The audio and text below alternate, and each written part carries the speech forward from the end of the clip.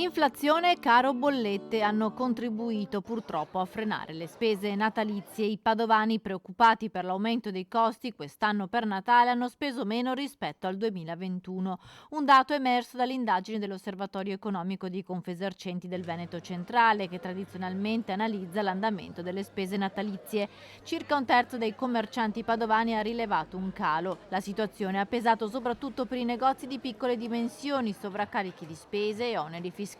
Questo è frutto di un insieme quasi di un combinato disposto che nasce dal Covid, dove col Covid non dimentichiamo la cassa integrazione, non dimentichiamo tutta una serie di sacrifici economici importanti e dove c'è stata già una prima erosione dei risparmi. Un secondo momento difficile e determinante è stato la crisi energetica che ha portato a una crisi economica dovuta all'innalzamento dei costi energetici e anche là c'è stata un'ulteriore erosione dei risparmi e di quando le famiglie avevano potuto nel corso degli anni mettere da parte, per cui oggi purtroppo abbiamo una situazione di difficoltà abbastanza importante. I nostri commercianti la rilevano, la sentono. Il budget che i padovani hanno destinato ai regali di Natale quest'anno è calato del 20%, che si traduce in circa 40 euro in meno rispetto all'anno scorso. I padovani comprano sempre di più grazie all'e-commerce, preferendolo rispetto alle botteghe e negozi, soprattutto per gli acquisti non alimentari. Finché non si metterà definitivamente fine allo squilibrio autorizzatorio, allo squilibrio fiscale